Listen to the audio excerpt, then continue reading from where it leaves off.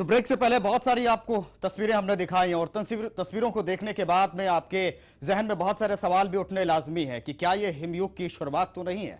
आखिर हिमयुग भला क्या है?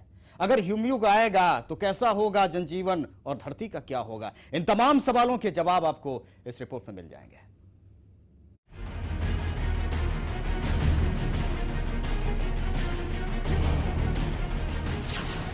हो गई हिमयुग की शुरुआत।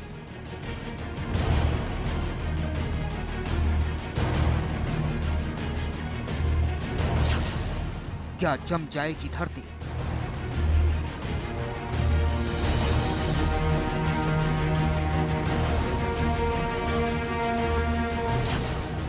क्या धरती में मचेगा त्राही त्राही?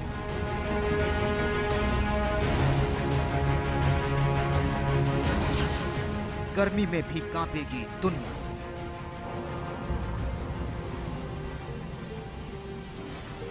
अभी तक धरती के गर्म होने और उससे पिघलने वाली बर्फ के कारण समुद्र के जलस्तर के बढ़ने के खतरों से आगाह किया जाता रहा है, लेकिन अब वैज्ञानिक कह रहे हैं कि पिछले 15 साल से धरती के तापमान में वृद्धि नहीं हुई है। यह सिलसिला आगे भी जारी रहेगा। मतलब साफ है कि हिमयुग के आने का खतरा बढ़ चुका है।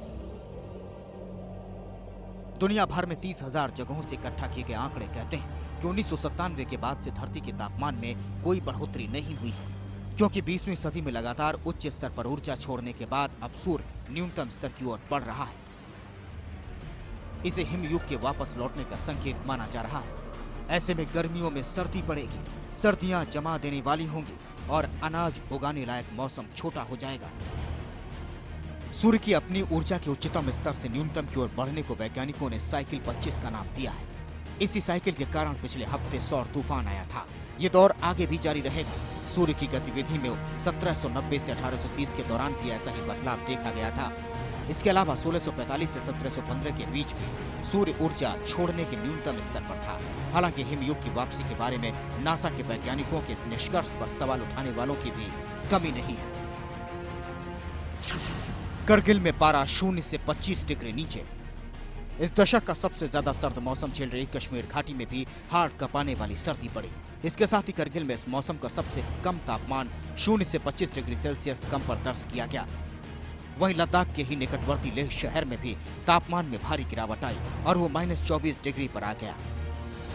पूरी कश्मीर घाटी में न्यूनतम तापमान में काफी गिरावट आई है और तापमान जमाव बिंदु से बहुत नीचे आ गया है। सवाल है कि क्या ये हिमयुग की शुरुआत है? विकास शर्मा, जनता टीवी।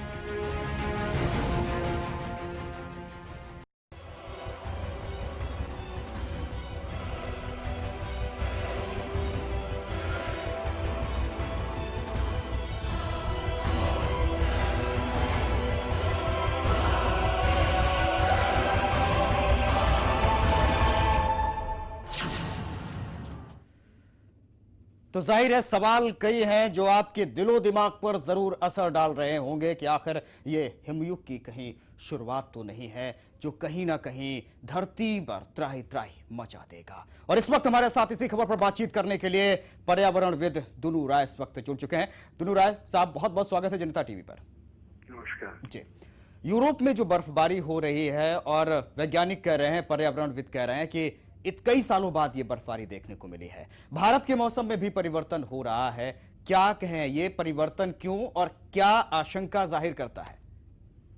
कुछ तो ये स्थानीय स्तर पे ही निर्भर करता है कि यूरोप में क्या हो रहा है जी और भारत में क्या हो रहा है। कुछ वो जुड़ा हुआ भी है, क्योंकि अगर यूरोप में ठंड पड़ेगी तो भारत में भी उसका असर पड़ेगा जी। और यूरोप की ठंड कुछ वैज्ञानिक कह रहे हैं इसलिए है क्योंकि दक्षिण अमेरिका के बगल में जो मीना करंट बहता है उस बहाव की वजह से, उसके तापमान की वजह से यूरोप भी प्रभावित हो रहा है। दुनू साहब, ये कह सकते हैं कि कहीं हद तक ये आशंका है कि क्या ये हिमयुग की शुरुआत है, क्योंकि तापमान में धरती के बहुत सालों 15 साल तक कोई बदलाव नहीं आया है और ये तापमान बढ़ा भी नहीं है। नहीं, ऐसा कुछ नहीं है, क्योंकि ये तो एक प्रकार से देखा जाए कुछ समय के लिए है। हिमयुग तो हजारों साल के लिए चलता है, तो इसलिए हिमयुग के साथ इसको जोड़ना ये उचित नहीं होगा। जी, अगर मौसम इसी तरीके से बदलता रहा तो आशंका बन सकती है क्या कि इसकी शुरुआत हो सकती है? नहीं, ऐसा भी नहीं है, क्योंकि एक हिमयुग 10,000 साल बाद होता है और पिछला हिमयुग करीब 4,500 साल पहले हुआ था जी। तो इसीलिए अभी तो उसकी तुरंत आशंका नहीं है। शुक्रिया दुनू राय साहब आपका जनता टीवी के साथ बातचीत करने के लिए।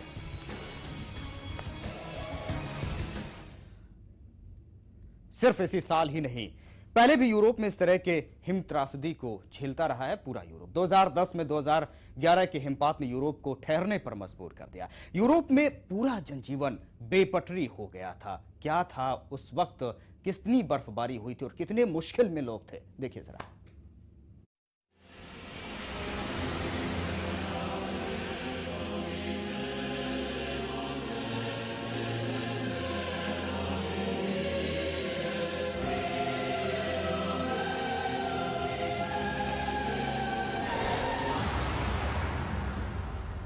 बाईस नवंबर 2010 से 17 दिसंबर 2011 मौसम का पूर्वानुमान लगाने वाले वैज्ञानिकों ने आशंका जाहिर की कि बाल्टिक देशों और स्वीडन के कुछ हिस्सों में बर्फीली आंधियां कहर बरपा सकती हैं। हुआ भी ऐसा है।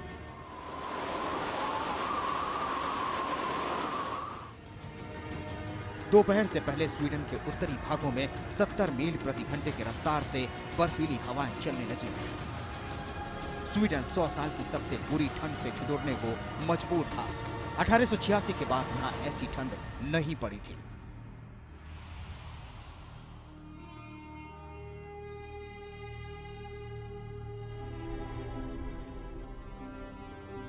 यही नहीं, नीदरलैंड और उत्तरी जर्मनी के तटों को भी बर्फीली हवाओं ने अपनी चपेट में ले लिया। पूरा बर्तानिया कड़ाके की ठंड से तो जूझ रहा था। हिमपात ने रही सही कसर पूरी कर दी। पारा -21.2 डिग्री सेल्सियस तक गिर गया। ऐसा 17 साल में पहली बार हुआ था। यूनाइटेड किंगडम के शहर ससेक्स की सड़कों पर 24 इंच मोटी चादर बिछ गई। आम जनजीवन पटरी पर लाने में सरकार के हाथ पांव फूल गए।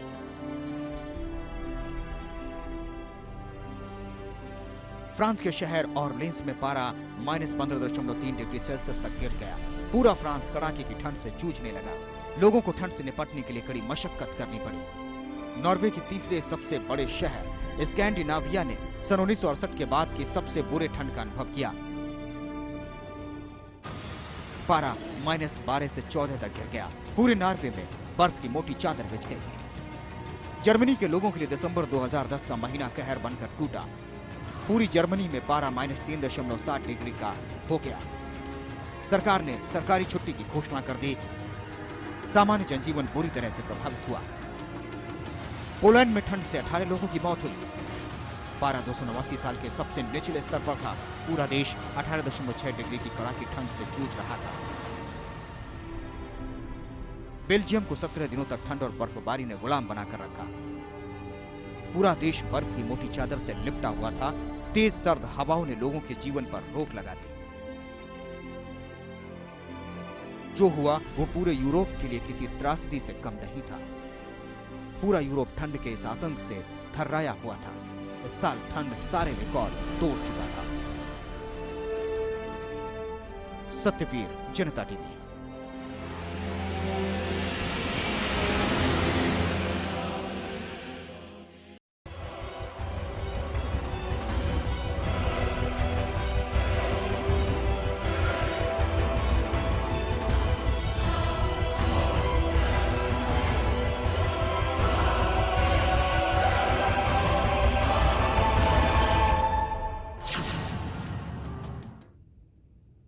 तो किस तरह से यूरोप त्रासदी से झेला था और ठीक इसी तरीके की तस्वीर कुछ सामने आ रही है। जिस सड़क पर हम बैठे हैं इसमें अभी भी कई इंचेस की बर्फ है, जबकि दिन रात गाड़ियां यहां से गुजरती हैं और तब यूरोप का ये हाल है। दरअसल सभी लोग आशंका जाहिर कर रहे हैं कि आखिर ये हिमयुग है क्या। हम आपको बताते हैं, हिमयुग के आने से धरती पर कई बदलाव हो सकते हैं और अभी तक इस धरती पर हुए शोध भी यही बता रहे हैं, लेकिन कोई ठोस परिणाम सामने नहीं निकले हैं। इस बारे में कई तरह के कयास भी लगते रहे हैं। आइए एक नजर डालते हैं कि आखिर क्या कुछ कयास लगे हैं और क्या विज्ञान कहता है।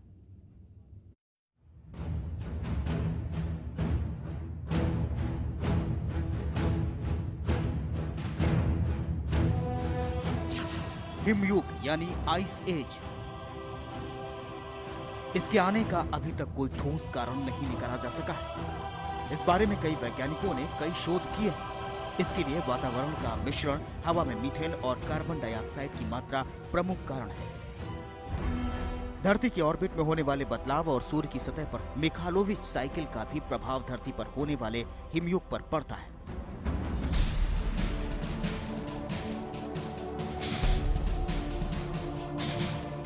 इसके अलावा धरती पर ग्रीन हाउस इफेक्ट के सक्रिय होने तक भी हिमयुग कायम रहता है। धरती पर महाद्वीपों की स्थिति का भी असर धरती के वातावरण पर पड़ता है। Reflectivity effect and positive feedback loop के कारण धरती की सतह पर कई बदलाव होते हैं। कुछ वैज्ञानिकों का मानना है कि हिमालय के कारण धरती पर वर्षा ज्यादा होती है। इसके अलावा इंडो ऑस्ट्रेलियन प्लेट्स के यूरेशियन प्लेट्स के टकराने से इनके सतह में 67 mm की सालाना बढ़ोतरी होती है। महासागर के तरंगों में होने वाले बदलाव, महासागर में उठने वाली तरंगें भी हिमयुग पर अपना प्रभाव डालती हैं।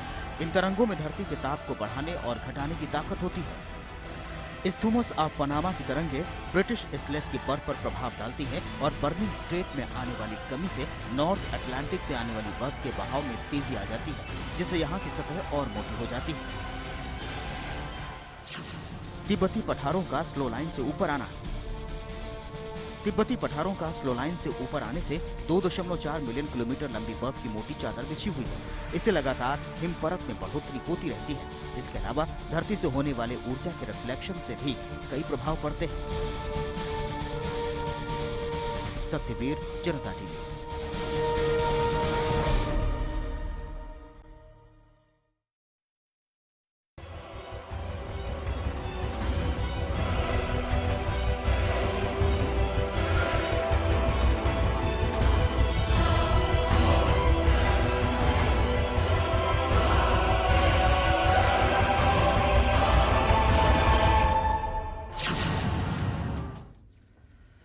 इन तस्वीरों को देखने के बाद सोचिए किस तरह की आफत के बीच आप रह रहे हैं। भले ही ये आफत अभी ना आए, लेकिन साल दर साल मौसम में हो रहे बदलाव से जरूर कहा जा सकता है कि आ रहा है हिमयुग। सोचिए, समझिए और सतर्क रहिए। स्पेशल रिपोर्ट में इतना ही। नमस्कार।